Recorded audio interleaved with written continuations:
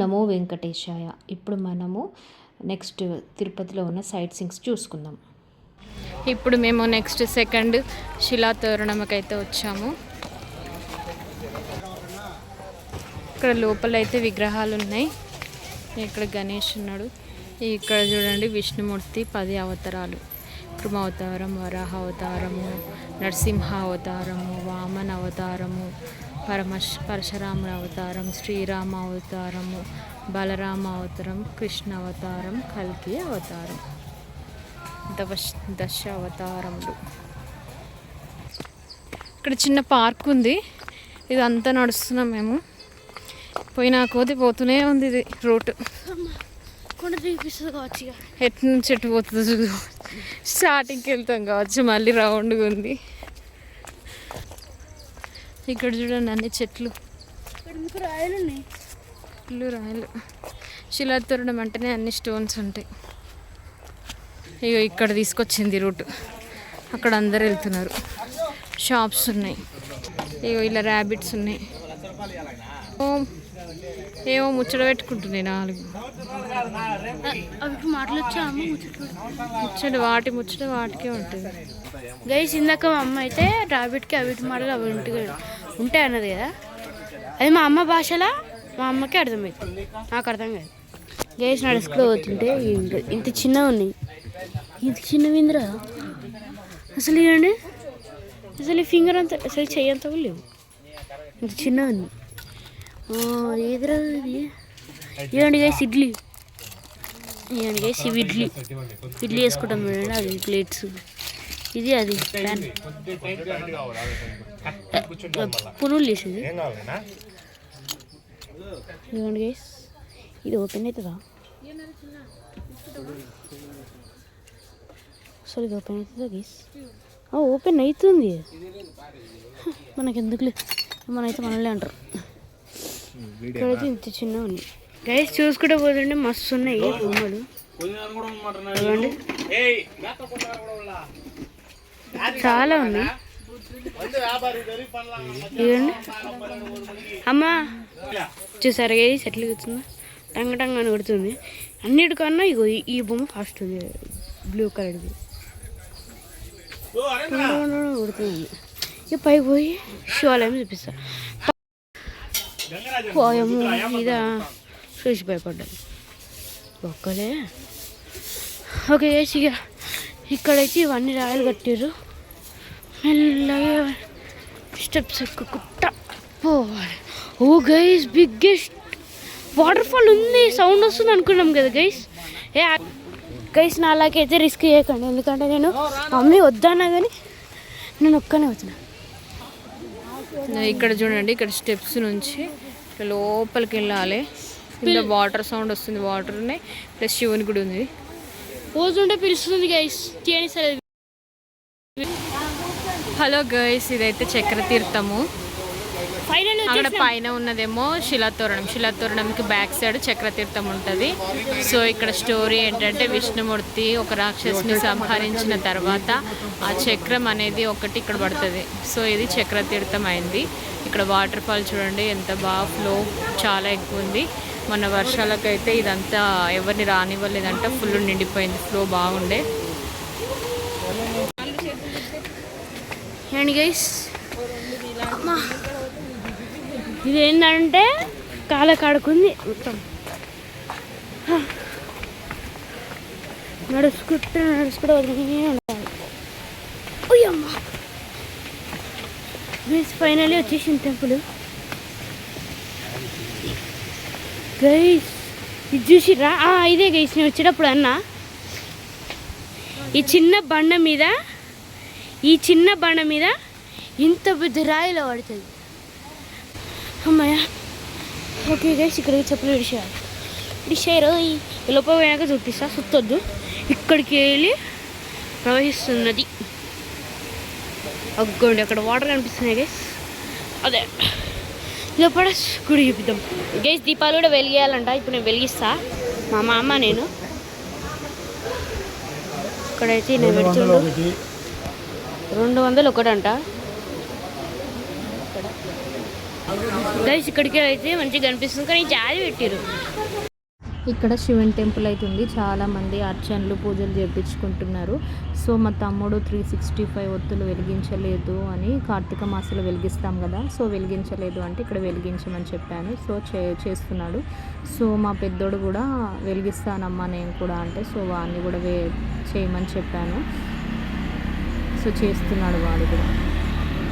మేమైతే నిన్ననే స్వామివారి దర్శనం చేసుకున్న తర్వాత ఆంజనేయ స్వామి గుడి దగ్గర వెలిగిస్తున్నారని చెప్పేసి మేము కూడా అక్కడే వెలిగించాము. సో ఇక్కడనైతే వీళ్ళు వెలిగిస్తున్నారు.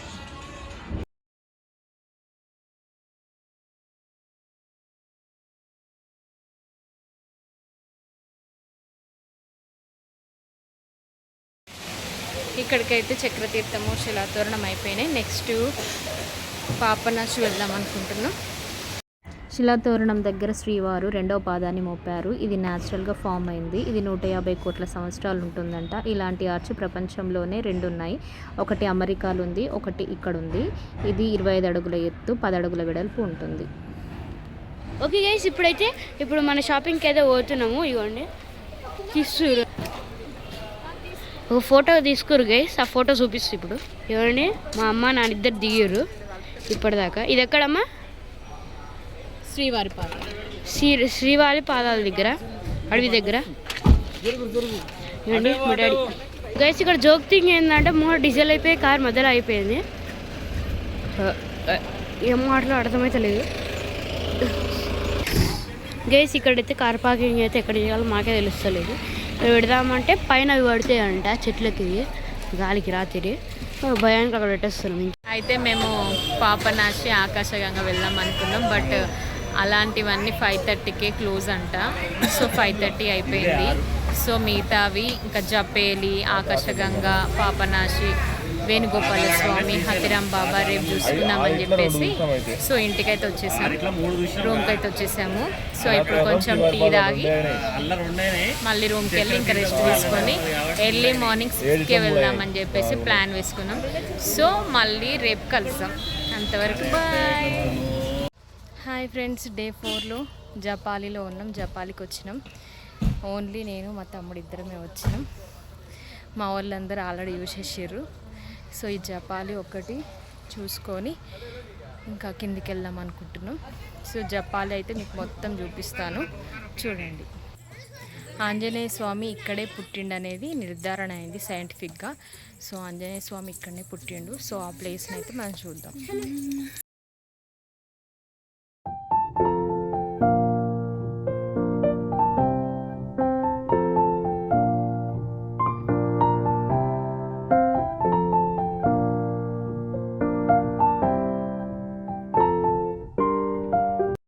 జపాలి తీర్థం ఒక ముని వాటిక, ఓ తపోస్థలి.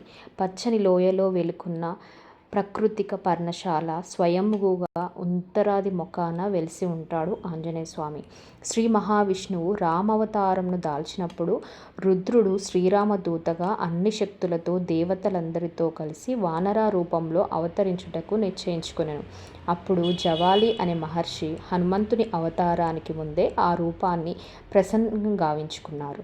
ఎన్నో ప్రదేశాల్లో తపస్సు చేసుకుంటూ లాస్ట్కి శ్రీ వెంకటచలములో హోమం చేశాడు. అతని భక్తికి మెచ్చి భగవంతుడు తన యొక్క రాబో హనుమంతుని రూపాన్ని స్వయంగా అవతరించి చూపించాడు. ఇక్కడ దగ్గరలో ఉన్న ఆకాశగంగలో అంజనాదేవి తపమాచరించి ఆంజనేయ అవతారమునకు సంకల్పించినది. హనుమంతుని కొరకు ఆదిశేషుడు కూడా పర్వతంగా మారి బ్రహ్మచర్యాన్ని పాటిస్తున్నట్లుంటుంది. అలా మారిన శేషగిరిపై శ్రీ వెంకటేశ్వర స్వామి తన అభయహస్తాలతో చరణదాసుడైన హనుమంతుని చూపుతున్నట్లు అర్చావతారంగా నిలిచెను. శ్రీరామచంద్రుడు రావణ్ణి సంహరించి అయోధ్య వెళ్తూ సతీ సమేతంగా ఈ తీర్థంలో స్నానమాచరించేవారు. అందుకు ప్రతీకగా రామగుండము, సీతగుండము అని పిలుస్తున్నారు. భక్త ధ్రువుడు మొట్టమొదట ఇక్కడే తపమాచరించి భగవత్ సాక్షాత్కారాన్ని పొంది ధృవతారయై ఆకాశాన వెలుగొందుచున్నది. ఇందుకు ప్రతీకగా ఈ రోజుకి కూడా ధృవధార అనే ఔషధ గుణములతో నిరంతరాయంగా ప్రవహించుచు ధృవతీర్థమనే పేరుతో ప్రసిద్ధి చెందింది. ఈ నీటిని ఆంజనేయ స్వామి వారి నిత్య కైంకర్యాలకు వాడటం జరుగుతున్నది. ఇక్కడ భూత పిశాచాలు లాంటి నెగటివ్ ఎనర్జీ పోయి పాజిటివ్ ఎనర్జీ రావాలనుకుంటే ఇక్కడ ఎదురుగా ఉన్న గుండంలో స్నానం చేసి తడి బట్టలతో గుడి చుట్టూ ప్రదక్షిణ చేసి స్వామివారికి దర్శనం చేసుకోవాలి. అప్పుడు పాజిటివ్ ఎనర్జీ వస్తుంది, మనకంతా మంచి జరుగుతుంది. నెక్స్ట్ ఇక రూమ్కి అయితే వెళ్ళి వాళ్ళని పికప్ చేసుకొని సో కిందికి నెక్స్ట్ పద్మావతి అమ్మవారి దగ్గరికి వెళ్ళి దర్శనం చేసుకోవాలి. చూస్తూనే ఉండండి, స్కిప్ చేయకండి. ఇక్కడ మేమైతే ఒక జెండా పైన జై శ్రీరామ్ అని రాసి ఉంది. సో ఆ జెండాని అయితే తీసుకున్నాము. ఇంటి మీద కడితే మా పాజిటివ్ ఎనర్జీ అనేది వస్తుంది. హాయ్ గైస్, అయితే మా వాళ్ళు ఇంకా రాలేదు. సో మేము ఏం చేసినామంటే జపాలి నుంచి ఇక్కడ వెనుకకి వేణుగోపాల స్వామి టెంపుల్కి అయితే నడుచుకుంటూ వచ్చినాం. ఒక 750 మీటర్స్ అట్లా ఉంది. సో ఇక్కడ వేణుగోపాల స్వామిని వాళ్ళు వచ్చే లోపల టైం వేస్ట్ చేయకుండా వేణుగోపాల స్వామిని హతిరాం బాబా సమాధిని దర్శనం చేసుకుందాం అయితే వచ్చేసాము. సో లోపలికైతే ఇక్కడ కూడా సేమ్ కెమెరా అయితే అలవలేదు. సో ఇక్కడ వరకే తీస్తున్నాను. లోపల దర్శనం అయిన తర్వాత మళ్ళీ తీస్తాను.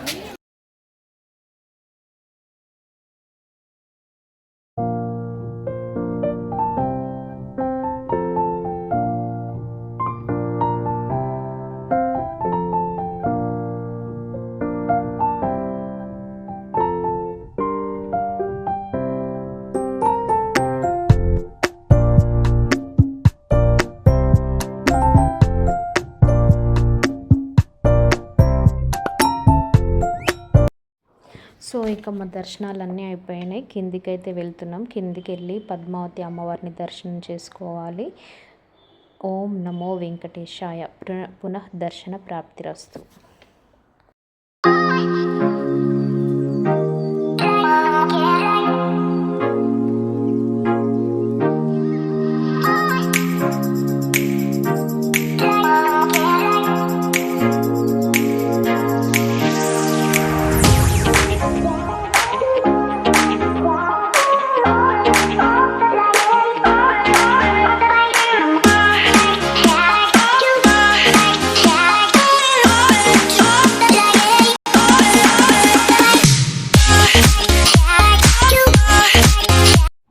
ఇక్కడ చూడండి, మనకి గరుత్మంతుని ఆకారం, ముందట ఫేసు, బాడీ, వెనకాల రెక్కల్లాగా ఉన్నాయి. చూడండి ఎంత బాగా కనిపిస్తుందో. అంటే ఈ కొండనంతటా రక్షిస్తున్నాడు గరుత్మంతుడు. సో ఇక మేము కింద పద్మావతి అమ్మవారిని గుడి దగ్గరనైతే వీడియో అయితే తీయలేకపోయినాం. సో మా వీడియో కనుక మీకు నచ్చినట్లయితే లైక్, షేర్ అండ్